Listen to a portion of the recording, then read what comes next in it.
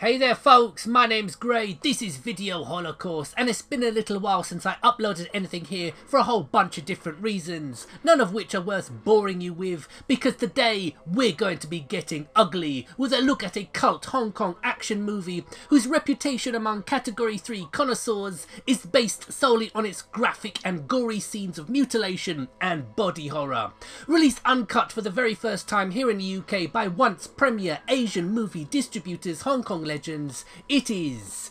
Riki-Oh, the story of Riki.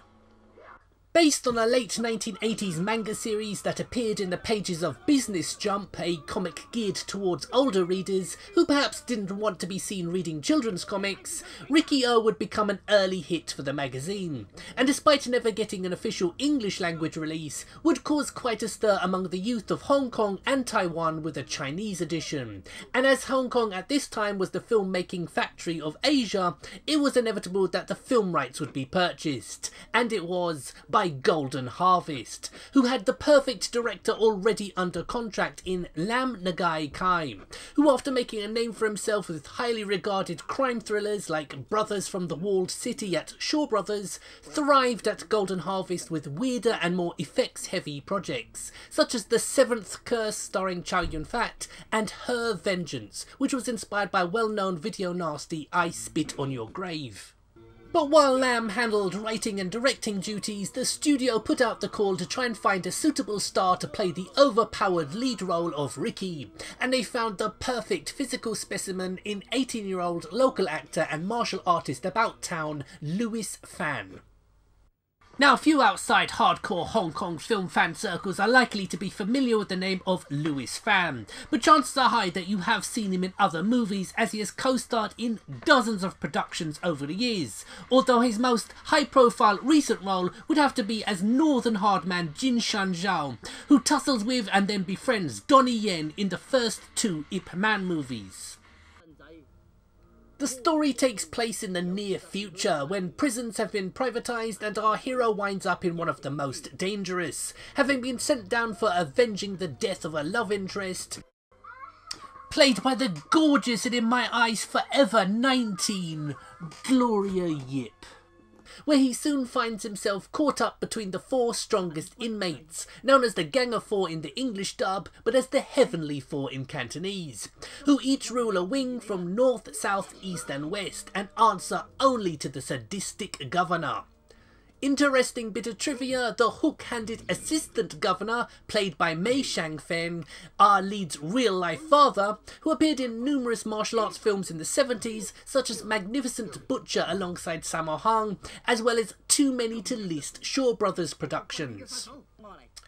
But on the subject of co-stars with notable film credits to their name, we come to Japanese martial arts minx Yukari Oshima, who plays the androgynous Huang Chung, and while no doubt cast to tempt Japanese filmgoers, it was sadly her last role of any real note in Hong Kong cinema, before she wound up making Z-grade actioners in the Philippines.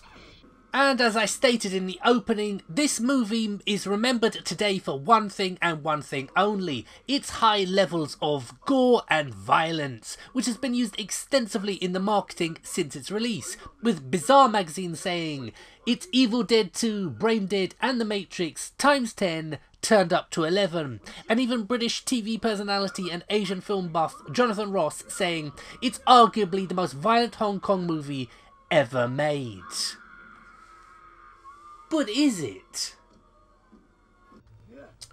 Well, it's wall-to-wall carnage that doesn't ever let up, with limbs flying and bodies mangled. My favourite bit would have to be when Riki's adversary tries committing seppuku by slicing his belly open, only to then try to strangle him with his own intestines. And for all its reputation both within Hong Kong film fan circles and outside, all the violence and grisly deaths are done in a very comic book borderline camp fashion, meaning much of the film is unintentionally funny more than sickeningly